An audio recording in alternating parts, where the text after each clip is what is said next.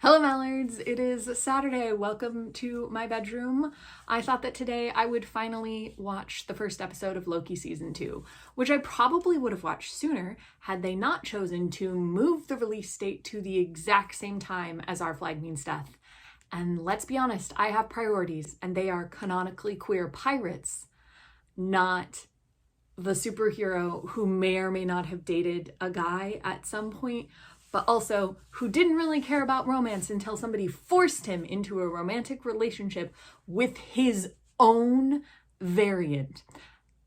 And I get that that's narcissistic and they like this idea of Loki being that much of a narcissist, but I don't, and it was weird and upsetting, and I'm still upset about it. But I did watch it. My next note, however, is about ship wars. And it's that I never got into the Loki-Mobius shipping again because I was too angry about s2e1. But I can sort of see it in this recap.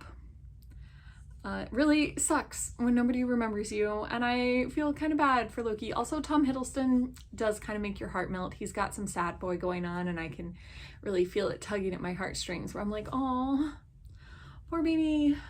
You're trying to meet all your friends and none of them remember you. And then, getting sucked back and forth in time, and the effect that they did for the warping where it's like, I don't know, sort of Play-Doh pulling him out and back looks creepy and painful and at the very least really uncomfortable. Then my next note says, oh, Mobius is concerned about Loki. Yeah, all right, I'm on the ship, okay?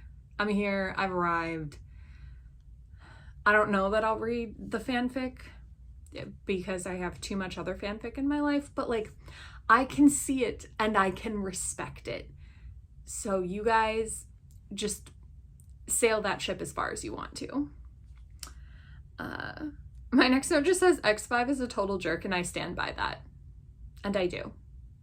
Nothing will change that.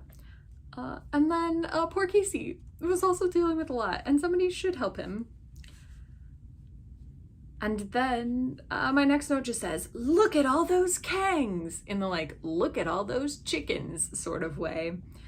And finding out that Renslayer did know Kang, because Loki is in the past of the TVA, and clearly everybody knew him at some point, and maybe like knew of his existence at least, because there are giant statues of him everywhere, and Mobius is there at this point in time, and so is Casey, so they did know about his existence at least, even if they didn't know him personally. And from the tapes, Renslayer obviously knew him actually personally. So that was interesting. Meanwhile, Mobius and Hunter B-15 are really just fighting an uphill battle, trying to convince a bunch of bureaucrats that their entire worldview needs to change, which is basically an impossible thing to do. So I wish them the best of luck. And then I wrote, what's the deal with X5 and Docs? Because I'm suspicious. The two of them like forehead touching and having that conversation. I was like, I can't decide if like we're leaning towards like cute, they like each other, or like kind of creepy manipulation. And the jury's still out. So we'll have to figure that out at another time. And then Loki coming back and trying to explain everything, and I was like, he's really not doing a good job. But Tom Hiddleston really is making me feel like I need to give him a hug. And so I really was like, Mobius, please just give him a hug. But then when he's talking about fighting s2e1, and Mobius is like, well, I'd ask who won, but... And Loki's like, it was a draw. I literally had missed the banter between the two of them. Mobius like, oh yeah, so you kicked each other through a time door at the same time? Like, that bit of their relationship is what made the series so enjoyable for me. Like, I like their banter a lot, and so I was glad to see that come back, even if Loki is spending most of this time freaking out. I also really liked the, how does it look? Oh, how does it feel? Oh, it's fine. And I'm pretty sure that you are both lying liars who lie. Full stop. Like, you guys are just like, oh yeah, it's fine. Lying liars who lie, both of you. I don't understand why you can't be like, it looks terrifying and also it feels horrible. It's okay to say those things. Just putting it out there. I also really like Don't Trust Miss Minutes because eventually we're going to learn that she's the mastermind behind it all. Like, forget Kang. It's the animated clock who is the real enemy.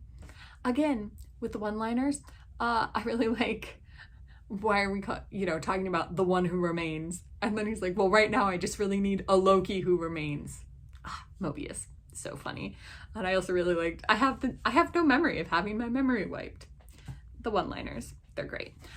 And then we got to meet Ouroboros, or Obi, who is easily my new favorite character, which makes 2 season 2s of shows that have introduced new characters that I have fallen really, really, really hard for immediately.